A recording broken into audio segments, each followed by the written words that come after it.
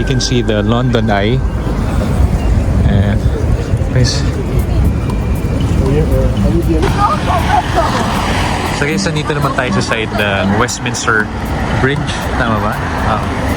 So ibang angle naman ng Big Ben, coming from this river, I believe.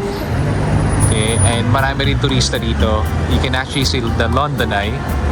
And lahat yata a perfect spot for having a souvenir shot of this iconic clock, which is the Big Ben, no? And dito rin yung mga kuha we're in sa bus, yung red bus na umaandar papalapit sa Big Ben, and of course the Houses of Parliamentary. And of course on the other side is the Westminster Abbey. And so yeah, daming tao, daming turista. It's Monday. Hello?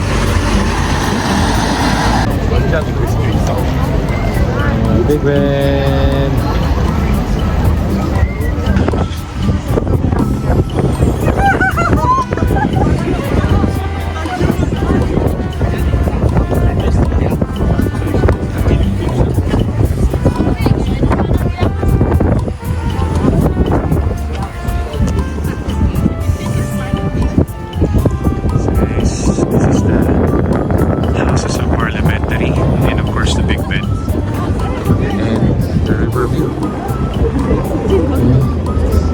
It's so cold, no?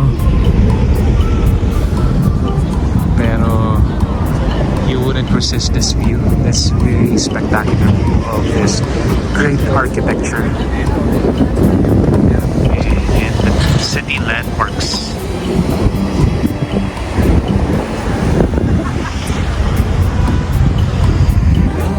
So guys, if you're looking for another famous spot here for taking pictures, dito sa ilalim ng bridge nito sa kabilang side, ayan, dito na pa picture. Yung side na yan, maraming pila yan sa loob.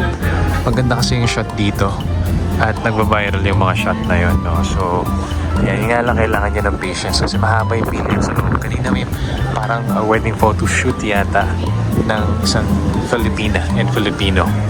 Nagpapa-prenup pa sila dito. And dapat dyan silang papapicture, pero nakita ng photographer na sobrang haba ng queue. They decided not to continue na lang and change location.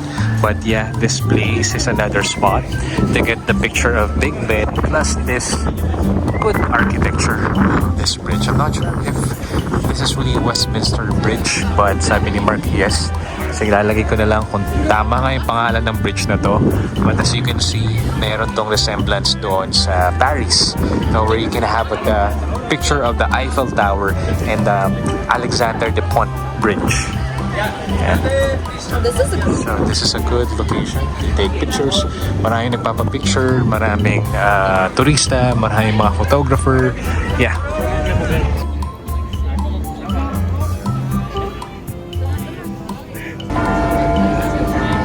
So guys, nagbebel sila sa Big Ben kasi meron niyang, ano tawag doon? Yung mga bells niya. Ayun. You can also have some, you know, this is an Uber. Also have the National COVID Memorial Wall here sa tabi ng riverbanks. Yung buong wall yan, kinover nila ng mga heart. And if you read some messages, talagang very touching because obviously all of us, this is the most recent world event that happened like, you know, 3 to 4 years ago where we all went to this crazy pandemic era, no? And ito, pag binabasa niyo yung mga messages dito na they miss their dad, husband, brother who lost their lives during the COVID-19 pandemic.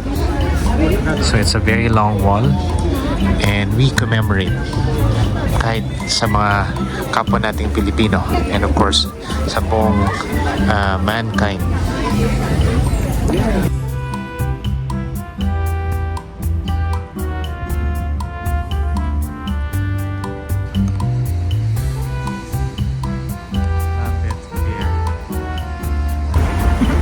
So guys, this is the Victoria Tower Gardens right beside the riverbanks as well.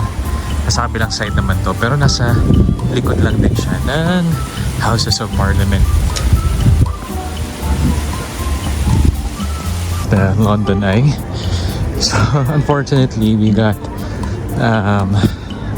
preoccupied by taking pictures, you know, that we forgot na today nga pala yung aming London.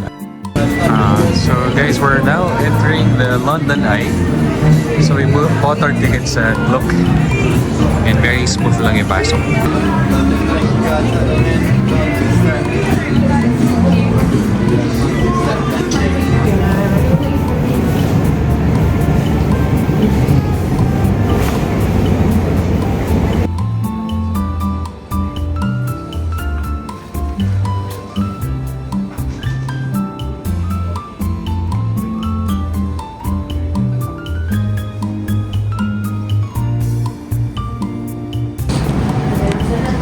So guys, this is the view and while riding the London Eye. So of course the River Thames.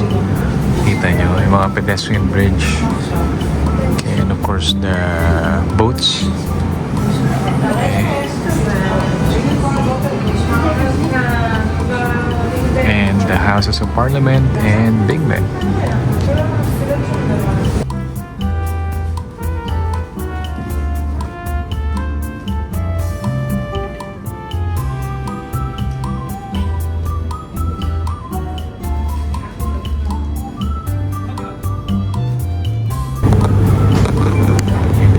Exit na kami.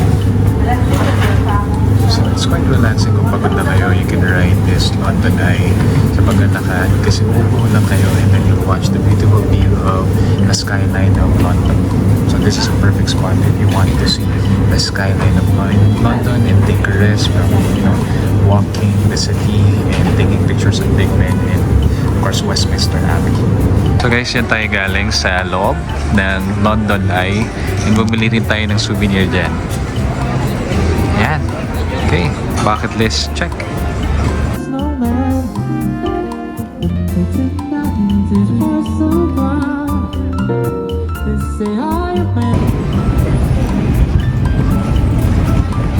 South Bank Center.